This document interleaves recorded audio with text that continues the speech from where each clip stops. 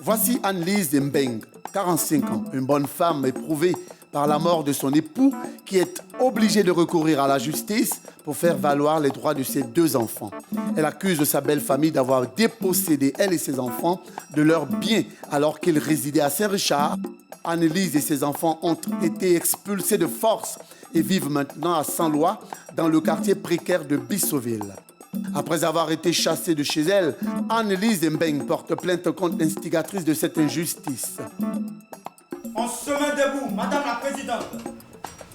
Cécile Mbeng Dia, la sœur aînée du défunt, serait la principale responsable de ce préjudice. Cette veuve n'est nullement attendrie par les larmes de celle qu'elle appelle désormais son ex-belle-sœur. Cécile Mbeng aurait-elle de bonnes raisons d'agir comme elle a fait? Y en a-t-elle vraiment le droit? Que dit donc le testament à ce propos? Cette histoire de succession complexe ne va-t-elle pas tarder à révéler un lourd secret de famille jusque-là bien gardé?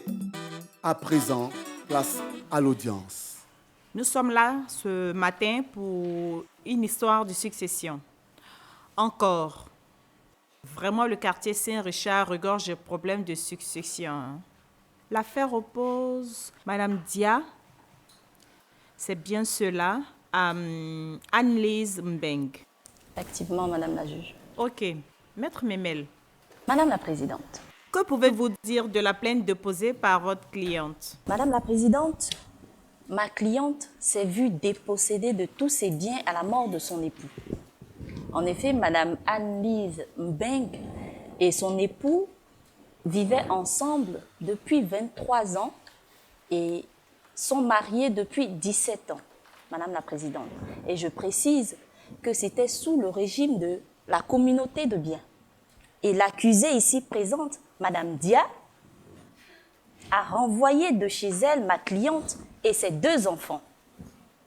Alors, n'ayant aucune source de revenus, ma cliente n'a eu d'autre choix que d'engager une procédure judiciaire.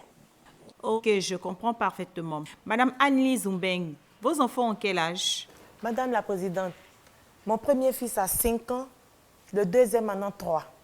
3. 23 ans de vie commune, vos enfants sont si jeunes? Madame la Présidente, la plaignante pourra essayer de nous faire croire tout ce qu'elle veut. Mais une chose est certaine, c'est que les 2 enfants en question ne sont pas de feu son mari. Et elle le sait très bien. Maître Ndiaye, avez-vous les preuves de ce que vous avancez? Naturellement, Madame la Présidente. Nos propos sont soutenus par ceci que des examens sanguins ont révélé que feu M. Mbeng ne pouvait pas être le père de ses 2 enfants. Tout simplement parce que les enfants ne sont ni du même groupe sanguin que leur mère, encore moins le père. Objection, Madame la De quel droit Présidente. vous permettez de me juger? Madame la Présidente, le défunt a bien reconnu ses enfants et il les a même cités dans son testament. Anne-Lise, tu n'as pas honte. Non seulement tu trompes mon frère pendant des années, en plus tu lui fais des enfants dans le dos. Je te préviens que de mon vivant, ces rejetons n'hériteront d'aucun franc en bollandais de mon frère. Tu traites pas mes enfants de rejetons. Maître Ndiaye, Madame la Présidente, veuillez discipliner votre cliente. je voudrais au passage vous féliciter pour la toge qui vous va super bien. Maître Ndiaye, ce n'est pas la première fois que vous me voyez en toge. Je n'aime pas vos baratins. Dites plutôt à l'accusé de se présenter à la barre. Madame le Je ne vous ai juge, pas encore donné la parole. Je vous ai juste demandé de vous présenter à la barre. Maître Memel, la Cour veut savoir si le défunt avait connaissance que ses enfants n'étaient pas de lui avant de faire son testament. Effectivement, Madame la juge. Madame la juge, mon mari a tant désiré ses enfants. Il les a aimés. Raison pour laquelle il voulait les mettre à l'abri de tout besoin. Voilà pourquoi le nom de mes enfants se trouve dans le testament actuel. D'accord. Mais pourquoi est-ce que vous avez des groupes sanguins différents selon le rapport que j'ai devant moi ici? Madame le juge, la dame que vous voyez là a le courage de me traduire en justice. Alors qu'elle a passé des années à tromper son époux qui est mon frère, à lui faire des enfants dans le dos. Et après son décès, elle veut qu'on s'occupe de ces derniers. Cécile, ces enfants sont tes neveux. Silence! C'est ce que tu crois. Ce sont tes Madame Dia, ça neveux. suffit! Madame la juge, une telle révélation ne justifie pas que ma cliente soit écartée de la succession en tant que légitime épouse de M. Mbeng et de surcroît mariée sous le régime de la communauté de biens. Ma cliente a tout à fait droit à un héritage. Mieux encore, Madame la juge, le défunt a laissé un testament. Un testament qui stipule qu'un tiers de sa fortune soit confié à ses enfants, un autre tiers à son épouse et un tiers à sa mère et ses frères. Madame la Présidente. Je peux avoir une copie du testament? Bien entendu, Madame.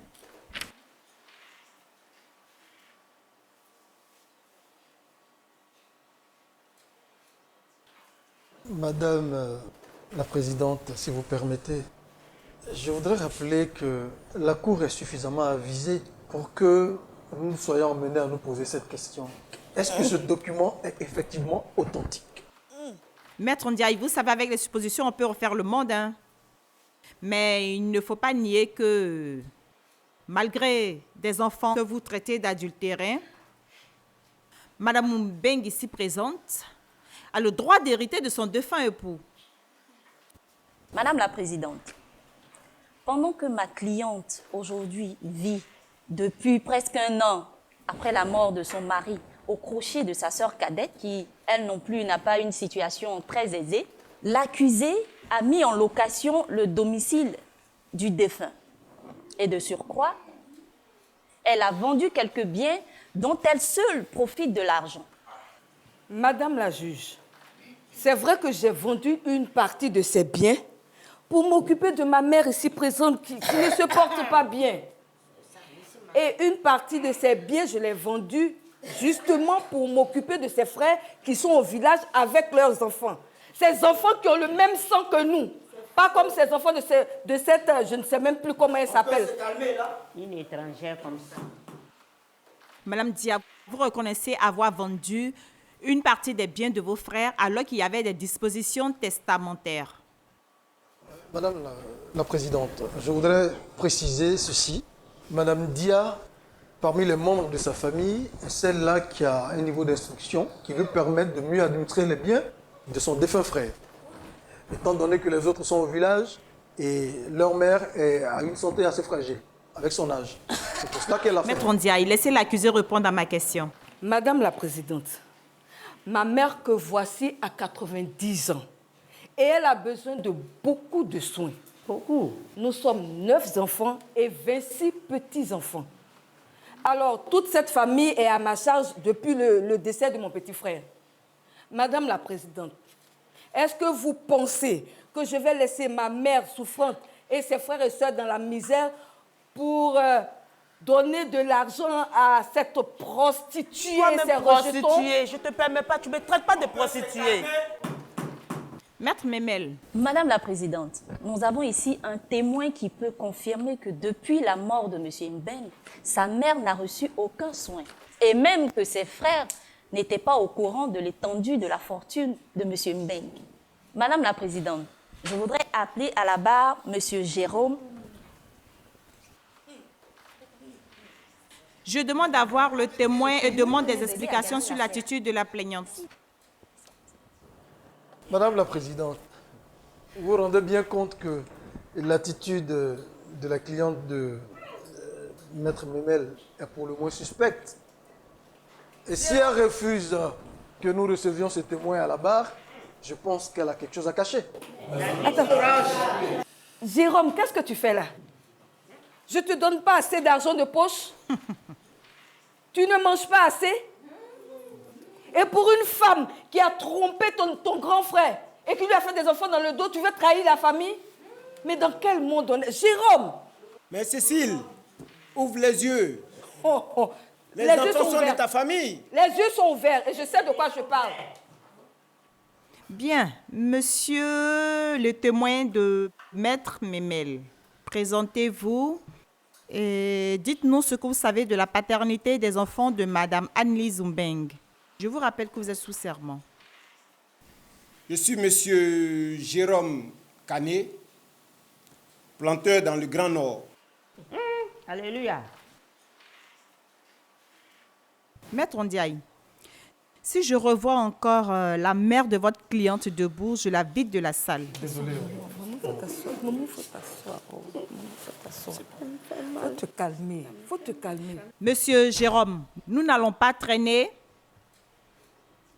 Pouvez-vous me dire pourquoi est-ce que votre belle-sœur est prête à brader l'héritage de ses enfants? Madame Mbeng, venez à la barre avec monsieur Jérôme Canet. Je pense que vous avez des choses à nous dire. Oui, Madame la Présidente. Je demande beaucoup pardon à Annelise et aussi pardon à son défunt époux, Monsieur Beng. Monsieur Beng, avant de mourir, m'a confié un secret. Tout juste. Jérôme, je t'interdis de parler, même si c'est pour protéger les enfants. Madame Mbeng, Annelise. je demande à monsieur Canet Jérôme de parler et vous lui dites que vous lui interdisez de parler. Mais Maître Memel. Madame la Présidente, La vérité va se savoir. Je veux tout savoir, monsieur Canet. C'était tout juste pour garantir l'avenir de tes enfants, de Cécile. Parce que Cécile voulait tout prendre. Moi, Tais-toi, Cécile, femme méchante, vieille pille. je t'ai nourri, hein. Monsieur Je t'ai Jérôme, nourri. monsieur Jérôme Canet, jusque-là, Madame la vous n'avez pas encore répondu à ma question. Annelise, ici présente, n'a jamais trompé son mari. Hein? Monsieur Beng l'aimait tellement et il aimait aussi ses deux garçons. Jérôme, si c'est pas Ben, donc c'est qui alors? C'est toi? Oui, c'est lui. Comme je le dis, Madame la Présidente, ces deux enfants portent le nom Ibeng, même s'ils ne sont pas conçus de Monsieur Beng. Je savais. Qu'est-ce qui prouve que c'est pas Jérôme qui est le père de ses enfants? savais lui On qui le faisait. connaît. Tout le monde le connaît ici. Tout le monde connaît sa force de frappe. Madame Ndia, je vais vous faire enfermer si vous continuez. Non, mais savais lui qui faisait. Tu étais là. Il se promène la braguette ouverte. Madame Ndia, Oui, excusez-moi. Pas normal, c'est pas normal. Maître Pas Ndiaye, du tout normal. la énième et la dernière fois que je vous demande de savoir tenir votre cliente. Je n'aime pas ce désordre. Continuez, monsieur Jérôme, ça devient intéressant ce que vous racontez. Merci, Madame la Présidente. Ces enfants portent le nom Beng, mais ils ne sont pas du défunt époux, Monsieur Beng. Ils sont du petit frère Martial Beng. Tous deux ils sont morts avec leur secret. Madame Mbeng, Ce secret-là, nous devons tous l'emporter dans nos tombes. Maître Memel, aviez-vous cette information? non, Madame la Présidente. Le contraire m'aurait étonné. La prochaine fois, approfondissez l'étude de vos dossiers. Merci. Monsieur Jérôme Canet, Oui, Madame la Présidente. je préfère que vous poursuivez votre témoignage. Merci, Le temps Madame la Présidente. que veuve Mbeng puisse se calmer. Monsieur Beng, avant de mourir, m'a confié ce secret. Pour tout juste protéger les enfants du mal de sa sœur Cécile. Hé, Parce que Monsieur Beng a fait des examens médicaux où s'avérait qu'il était stérile. quoi? Maman, tu savais ça? C'est faux. Vous me traitez à chaque fois de stérile. Oui, à fort. Tu mens. Tu as volé Là, d'héritage. te remarier. Je récupère mes petits-enfants. Et il voulait à ce que son épouse puisse adopter ses enfants. Anne-Lise a refusé pendant 15 ans. Mais puisque elle est maltraitée par sa belle-mère et sa belle-sœur, elle a fini à accepter. Je savais que mon fils allait mourir Tu as fini de raconter ta vie.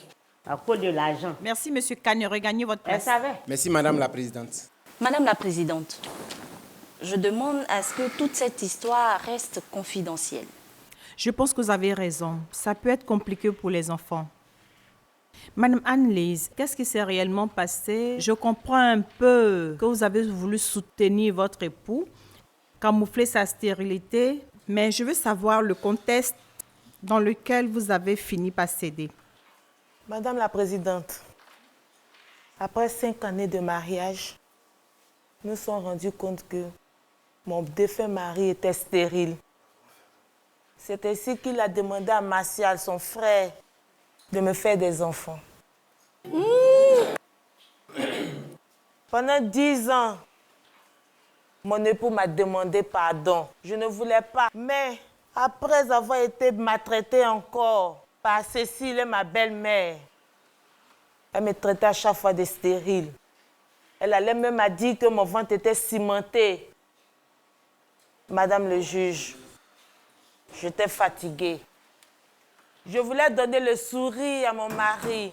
Madame la Présidente, Laissez la plaignante les morts aller. ne peuvent pas se défendre. Laissez la plaignante aller jusqu'au Qu'est-ce qui nous dit que ce n'est pas encore une machination? Maître Ondiaye, vous avez peur de quelque chose? Pas du tout. Je vais vous juste qu'il dire. éclate la vérité. Je vais vous dire la petite idée que j'ai derrière la tête. Elle savait qu'il Demandez à la mère de votre cliente si elle est sûre de la paternité de ses enfants également. Si Martial Mbeng fait des enfants qui portent des groupes sanguins différents du défunt époux de Anne-Lise Mbeng, il y a problème. Martial et Feu Mbeng sont-ils réellement des frères? Elle seule pourra vous le dire. Ça ne m'intéresse pas. Alors restez dans votre coquille. On continue. C'est Madame la Présidente. Je disais, mon défunt mari m'a demandé pardon pendant 10 ans. Voyant son désespoir, j'ai voulu lui redonner le sourire. C'est ainsi que j'acceptais sa proposition. Et c'est comme ça est né mon premier garçon, ainsi que le deuxième. Madame Ondia, après tout ce que nous venons d'entendre, de si émouvant, êtes-vous toujours décidé à spolier vos neveux de leur héritage? Madame la Présidente, devrais-je comprendre que vous avez déjà un parti pris? Je n'ai pas de parti pris, mais je pense que j'aurais pu faire l'économie de mon temps si vous aviez produit un test d'ADN dans le dossier. On n'en serait pas là aujourd'hui. On aurait su que ces enfants sont issus de la famille. Vous ne l'avez pas fait. Donc, laissez-moi aller jusqu'au bout de mes idées. Je vous écoute, Madame Dia. Madame la Présidente, rien ne prouve que mon frère était stérile. Mais Anne-Lise aurait pu nous avertir. Nous, on ne savait pas. Tu penses que mon frère aurait été content, il aurait accepté que tu couches avec son petit frère? Mais bon, ça c'est une affaire qu'on va régler prochainement. Madame Dia. Madame Dia. Oui, Madame la Présidente. Vous êtes l'une des veuves les plus riches du quartier Saint-Richard, n'est-ce pas? Oui, Madame la Présidente. Votre fortune, elle est personnelle ou bien vous l'avez héritée de votre défunt mari, le célèbre banquier Dia? Madame... Aviez-vous prouvé la paternité de vos enfants avant d'hériter de toute cette fortune? Madame la Présidente, je suis une femme exemplaire, je ne suis pas comme Anne-Lise. Ah oui, vous êtes une veuve joyeuse. Bon, Eh bien, Madame la Présidente. S'il vous plaît. Madame la Présidente. nous ne sommes pas dans une salle de classe ici pour prendre la parole de cette façon. Maître Ondiaye. Oui, Madame la Présidente. Bien. Il faudrait que Madame Dia nous apporte les preuves qu'elle a utilisées de façon correcte les biens vendus de son défunt frère. Sinon, elle sera obligée de puiser dans la fortune de son mari pour rembourser à Madame Beng. Mais, Madame la Présidente, cet argent m'appartient aussi. Plus qu'à cette jeune dame-là. Vous avez partagé votre héritage avec vos belles-sœurs. Réponds. Je connais une de vos belles-sœurs qui vit au quartier sans loi. Réponds. Méchante. Elle a voulu habiter là. Nous sommes dans un autre cadre. Ne m'emmenez pas à parler de votre vie privée. Alors, Maître Memel, Maître Ndiaye, on va clore le procès. Madame la Présidente. Avez-vous quelque chose à dire? Absolument. D'accord. Nous prenons acte de tout ce qui a été dit ici durant ce procès, mais nous avons tout de même une condition. Que les biens déjà vendus ne soient pas réclamés à ma cliente et que la plaignante retire donc sa plainte. Avec tout ce que nous avons entendu de si bouleversant, je voudrais que vous pardonniez en tout cas mon trémolo. C'est tout ce que nous avions à dire pour l'instant. C'est bien compris, Maître Ndiaye. Mais vous convenez avec moi que Mme Dia a fait preuve d'égoïsme en vendant une partie des biens de son frère. Elle n'a pas voulu soigner sa mère avec sa fortune. Elle a préféré utiliser celle du défunt. Le problème de succession n'est pas encore réglé. Nous n'avons pas la preuve qu'elle n'a pas soigné sa mère. Même si elle avait soigné, elle aurait pu le faire avec son argent. Et concernant le remboursement des sommes indûment perçues par Mme Dia, la décision revient à Mme Beng de porter plainte ou de ne pas porter plainte. Ce que vous avez fait, c'est un sacrifice. Je n'imagine même pas dans quelles conditions cela a été fait. Vous l'avez fait par amour pour votre mari. Et aujourd'hui, on vous traîne dans la boue pour la paternité de ses enfants. Et en tant que bonne mère et bonne épouse, vous n'avez jamais révélé ces secrets pour vous défendre. Je vous félicite pour cela. Malgré la fortune que votre mari vous laisse, je vous conseille d'avoir une activité qui pourra être une source de revenus pour vous. Occupez-vous pour oublier tous ces problèmes et soyez-en sûrs, vous allez récupérer la résidence à Saint-Richard que vous a arraché votre belle-sœur. Madame Dia. Oui, Madame la Présidente.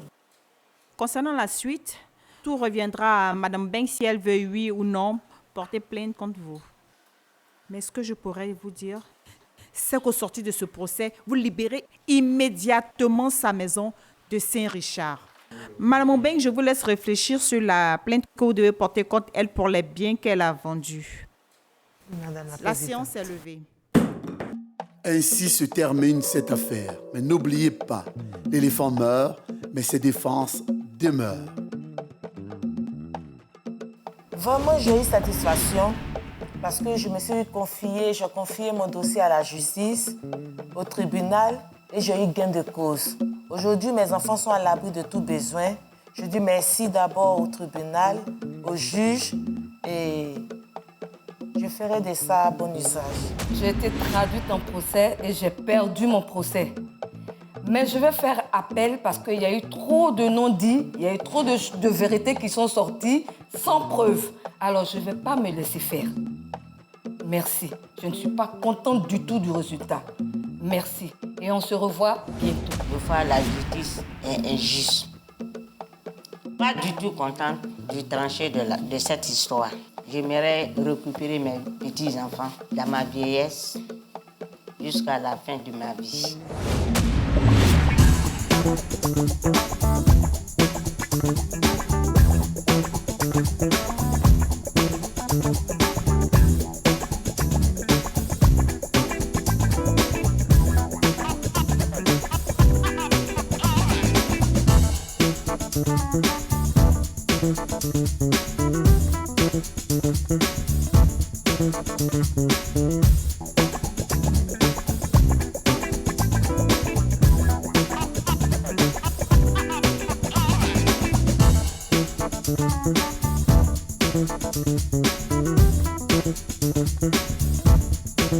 Thank you.